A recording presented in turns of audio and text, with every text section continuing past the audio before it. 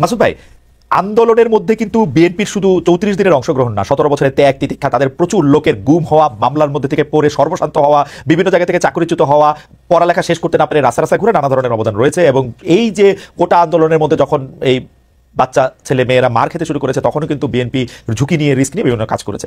কিন্তু আমরা কিন্তু খুব দেখলাম যে এই এদের মধ্যে থেকে সম্পর্কটা বেশি হয়েছে আপনাদের সঙ্গে, অর্থাৎ জামায়াত শিবিরের সঙ্গে।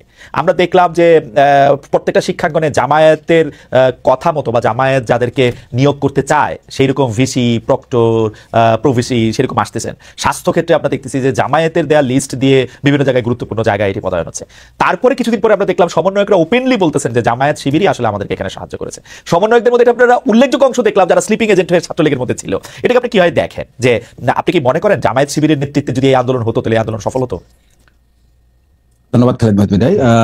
দুটো বিষয়, একটা হচ্ছে প্রথমত আমাদের সংগঠনের পক্ষ থেকে আমরা প্রথম থেকে বলে আসছি যে এই 2024 সালের জুলাই আগস্টের যে গণঅভ্যুত্থান, এটা কোন একটা দলের ক্রেডিট হওয়ার কথা না, এটা হচ্ছে এদেশের ছাত্র জনতার যৌথ আন্দোলনের ফসল এবং এটাই জনতার, এদেশের মানুষের ক্রেডিট, এদেশের ছাত্র জনতার ক্রেডিট। দুই হচ্ছে আমির জামাত ডক্টর শফিকুর রহমান খুব ক্লিয়ারলি এবং সেভারাল টাইম এটা বলেছেন, রিপিটেডলি বলেছেন যে আমাদের এই শহীদেরা কোনো দলের সম্পদ না। আমরা কখনোই আমাদের যে হিসাব নিতে বলা হয়েছে যে থানা থেকে, বিভাগ থেকে, ডিস্ট্রিক্ট থেকে, ঢাকা সিটিগুলো থেকে এবং তাদের পাশে দাঁড়ানোর প্রত্যেকটা ইস্যুতে আমরা বলেছি যে যারা শহীদ হয়েছেন তারা আমাদের দলের বা ব্যক্তির বা কোনো গোষ্ঠীর সম্পদ না, তারা হচ্ছে দেশের সম্পদ।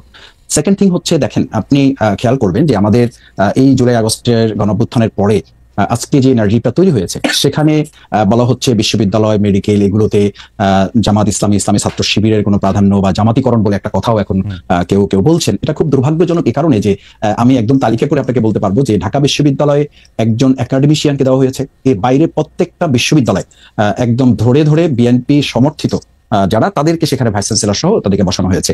তো কিন্তু মাসুদ আমি একটা কথা বলি, কেউ জামাত করে কিনা গুরুত্বপূর্ণ, সেটা তো আমরা 15 বছর পরে জানতে পারবো। কারণ এই যে ধরেন সমন্বয়কদের মধ্যে যারা জামায়াত করতো সেটা তো আমরা এখন জানতে পারতেছি। বা এইজন্য না, মানে ব্যাপারটা জামাতের ব্যাপারে এরকম যে জামায়াত শিবির একটু স্লিপিং এজেন্ট হিসেবে থেকে যায় দলের মধ্যে। না, জামাত স্লিপিং এজেন্ট হিসাবে থাকার প্রশ্ন না, প্রশ্নটা হচ্ছে বৈষম্য বিরোধী ছাত্র আন্দোলনে আসলে কেউ তো ব্যানার নিয়ে দাঁড়ায়নি এবং দাঁড়ানোটা তারাও প্রয়োজন মনে করেনি, অন্য ছাত্র সংগঠন কেউ এটা ঠিক মনে করেনি যে এখানে আমরা বৈষম্য বিরোধী ছাত্র আন্দোলন, ছাত্র জনতার একটা যৌথ অভ্যুত্থানের মাধ্যমে সরকারকে পতন ঘটানোটা টার্গেট ছিল। সুতরাং সেখানে স্লিপিং অথবা আপনি শোয়িং দুটোর কোনোটাকেই তো আপনি এখানে আইডেন্টিটি করার দরকার নাই, কারণ প্রয়োজনীয় হয় নাই। সুতরাং তারপরে যেটা হয়েছে যে জামাত ইসলামী, ইসলামী ছাত্র শিবিরকে আমরা জনগণের হাতে ছেড়ে দিয়েছি যে তারা ঠিক করবে। কারণ 15 বছর আমরা তো দেখেছি যে আওয়ামী লীগ মুক্তিযুদ্ধকে, মুক্তিযোদ্ধাদেরকে তাদের ব্যক্তিগত, পারিবারিক, দলীয় সম্পদ বানিয়ে পুরো এই মুক্তিযুদ্ধ এবং মুক্তিযোদ্ধাদেরকেই বিতর্কিত করেছে এবং তাদেরকে প্রশ্নবিদ্ধ শুধু করে নাই, তাদেরকে লাঞ্ছিত করেছে এবং এটাকে একটা মানুষের খুব মানে ঘৃণীয় পর্যায়ে নিয়ে গেছে। আমরা মনে করি যে 2024-এর এরকম একটা বড় অর্জনও কোন একটা দল বা ব্যক্তি বা গোষ্ঠীর জায়গা না গিয়ে এটা জাতীয় একটা সম্পদের মতো করে থাকুক, সকলের সম্মানের জায়গায় থাকুক। এরপরে যদি কোনো ব্যক্তি এই 2024-এর যে গণঅভ্যুত্থানের যে আগেরটা একটু জিজ্ঞেস করি, মুক্তিযুদ্ধটা কি থাকা উচিত তাহলে? মুক্তিযুদ্ধটা দেশের মানুষের সম্পদ। আপনি বলছেন যে আওয়ামী লীগের সম্পদ, আওয়ামী লীগ এটাকে নিজস্ব সম্পদ করতে চাইছিল, কুক্ষিগত করতে চাইছিল। আপনারা তো আওয়ামী লীগের যে ন্যারেটিভ ছিল যে ওরা না থাকলে কি হবে সেটা প্রমাণ করার জন্য তো মানে ব্যস্ত হয়ে গেছেন আমি দেখতে পাচ্ছি। ইসলামিক ছাত্র শিবিরের এটাকে প্রত্যাহার করা হয়েছে প্রকাশনাটা, কিন্তু আমি ইসলামিক ছাত্র শিবিরের সেক্রেটারিকে নিজের মুখে বলতে শুনছি যে এটা কেন জাস্টিফাই না আসলে ওইটা এখানে থাকার জন্য। আপনি জানেন যে এটার মধ্যে থেকে ও নিজের মুখে উনি বলছেন টেলিভিশনে যে এটা একটা ধারাবাহিকতার একটা অংশ, একটা লেখক এটা মনে করছেন, আমাদের মধ্যে থেকে এটা এরকম নানা ধরনের এটার মধ্যে এটা হয়। এবং সেই বক্তব্য কি ছিল? মুসলমানরা ভুল পথে গিয়ে মুক্তিযুদ্ধ করছে, আল্লাহ মুসলমানদের হেদায়েত করুক বা এটা ভালো হোক, তাই তো? না, এটা এখানে তো প্রাসঙ্গিক তো বিষয়, এটা অন্যদিকে আপনি গেলেন। সেটা আপনি মুক্তিযুদ্ধটা নিয়ে আপনাদের অবস্থা কি ক্লিয়ার? মুক্তিযুদ্ধের বিষয়ে আমাদের ক্লিয়ার হচ্ছে যে আমি বলেছি যে মানে এই কথাটা তো ঠিক যে মুক্তিযুদ্ধ এবং মুক্তিযোদ্ধাদের মতো এত সম্মানিত এই জায়গাটাকে আওয়ামী লীগ এটাকে বিতর্কিত, প্রশ্নবিদ্ধ করেছে এবং একটা নিন্দনীয় জায়গায় নিয়ে গেছে তাদের দলীয় সম্পদের উপর। আমি যেটা বোঝাতে চাইছি আপনাকে, প্রথম কথাটা আমাদের নেশনকে, আমাদের মেসেজটা তো ক্লিয়ার করতে হবে। আমরা বোঝাতে চাই যেটা যে 2024-এর এই অর্জনটাও যেন আমরা কোনো ব্যক্তি, দল, গোষ্ঠী, রাজনীতির কোনো মার প্যাচে এটা যেন বিতর্কিত না হয়, এটা যেন প্রশ্নবিদ্ধ না হয়। সেই জায়গায় 1971 সালে বাংলাদেশ জামাত ইসলামীর অবস্থান আমরা বহুবার প্রকাশ করেছি, বহুবার পরিষ্কার করেছি।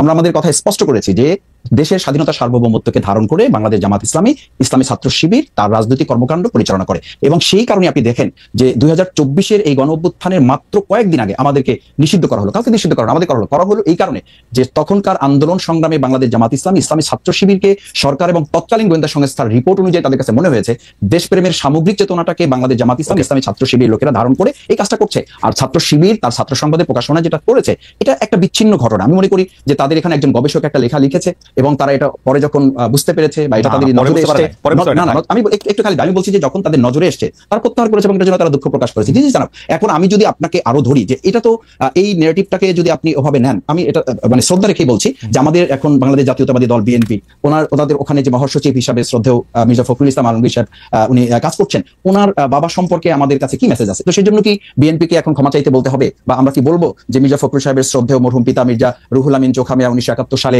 উনি ঠাকুরগাঁও জেলার অন্যতম মানে স্বাধীনতা বিরোধী মাসুদ হিসাবে ভাই, 710 জনের একজন ছিলেন। একটু শেষ করছি যে জি, এই কারণে কি এখন বিএনপি কে আমরা ধরবো? না। আমাদের নেতৃবৃন্দকে ফাঁসি দেওয়া হয়েছে, তার সাথে তো সালাউদ্দিন কাদের চৌধুরী সে ওনাকেও ফাঁসি দেওয়া হয়েছে। Right. তাতে কি বিএনপি কে আমরা এখন বলবো যে তাকেও না, মাসুদ ক্ষমা ভাই, চাইতে হবে, বা স্বাধীনতা বিরোধিতা ভাই, নিয়ে ব্যক্তি- তাদের মধ্যে কনফিউশন আছে? না মাসুদ ভাই, ব্যক্তি আর দলের অবস্থা তো ভিন্ন।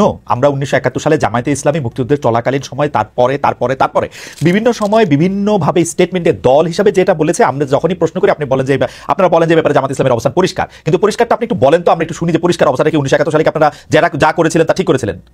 না, পরিষ্কারটা হচ্ছে এই যে বাংলাদেশ তখন যে অবস্থার প্রেক্ষিতে স্বাধীন হয়েছিল, মাওলানা ভাসানী রহিমাহুল্লাহ উনি তো পরিষ্কার বলেছেন যে তখন 70-এর যে ভোট, আপনি নিশ্চয়ই আরো ভালো জানবেন, সেই 70-এর ভোটে তো তিনি এই স্লোগান দিয়েছিলেন যে ভোটের বাক্সে লাথি মারো, বাংলাদেশ কায়েম করো। Okay. তো সেই বাংলাদেশ